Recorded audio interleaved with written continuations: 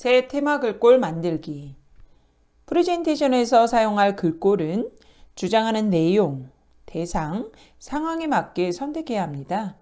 글꼴을 미리 설정해 놓으면 슬라이드 작업에서 시간을 많이 줄일 수가 있습니다.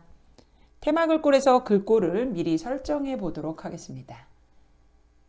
파워포인트 처음 열었을 때의 화면입니다. 지금 개체들이 두 개가 화면에 보이고요. 이 개체들 안에 텍스트의 글꼴을 보면은 제목을 추가하려면 클릭하십시오 라고 되어 있는 이 글꼴은 바로 맑은 고딕이라는 것을 알 수가 있어요. 테마 글꼴이 맑은 고딕으로 세팅되어 있는 거예요. 근데 이 글꼴을 내가 원하는 대로 바꿔서 사용해 보도록 하겠습니다. 글꼴을 바꾸기 위해서는 이 글꼴이라는 그룹에서 박는 것은 하나하나 박는 것이고 이 앞으로 쓰여지는 슬라이드에서의 테마 글꼴들을 한 번에 바꿔보도록 하겠습니다. 그 작업을 하기 위해서는 디자인 탭에 적용이라는 그룹에 자세히 단추를 누르게 되면 글꼴, 그래서 오피스 테마로 해서 다양한 형태들이 주어집니다. 이곳에서 본인이 원하는 글꼴이 있으면 클릭하시면 되고요. 그렇지 않다, 나는 새롭게 만들고 싶다 하시면은 글꼴 사용자 지정을 하시면 됩니다. 이렇게 글꼴 사용자 지정을 들어가는 방법은 여기에만 있는 것이 아니라 보기에 슬라이드 마스터에 배경이라는 그룹에 보면은 글꼴이라고 있습니다. 같은 기능입니다. 오피스로 되어 있죠. 맑은 고딕 오피스 테마로 되어 있기 때문에 우리가 파워포인트 열어서 텍스트를 쓰면은 맑은 고딕으로 써지는 거예요. 이것을 바꿔주면은 다른 글꼴로 바뀌겠죠. 쭉 보시면 이렇게 있고요. 마찬가지로 글꼴 사용자 지정이라는 것을 클릭해서 원하는 대로 사용자가 글꼴을 바꿀 수가 있습니다. 자, 마스터 보기 닫기 닫아주고요.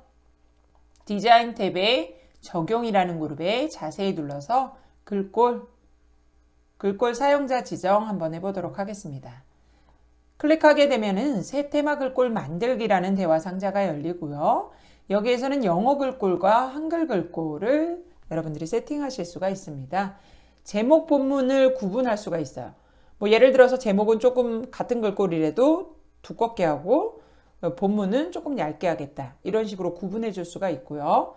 아예 글꼴을 다른 걸 해버리면은 가독성이 떨어질 수가 있어요. 그래서 글꼴은 웬만하면 하나로 통일하시는 게 훨씬 더 좋습니다.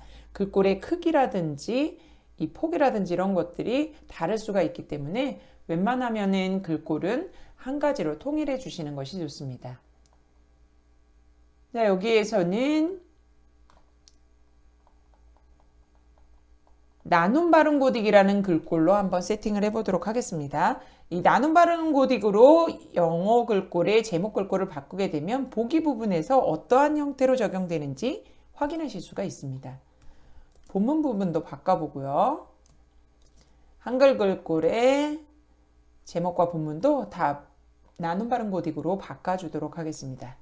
그리고 여기서 중요한 게 뭐냐면은 이름을 꼭 지정을 해 주셔야 돼요. 그래야지 나중에 글꼴이 많아졌을 때, 즉 테마 글꼴이 여러 개를 만들었을 때 구분해서 사용하실 수가 있습니다. 여기서는 더 원 플러스라고 이름을 지정해 보도록 하겠습니다. 그리고 저장. 자, 그러면은 개체들의 글꼴이 나눔 발음 고딕으로 바뀐 것을 확인하실 수가 있습니다.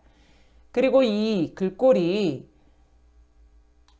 정말 만들어졌는지 한번 확인해 보도록 하겠습니다.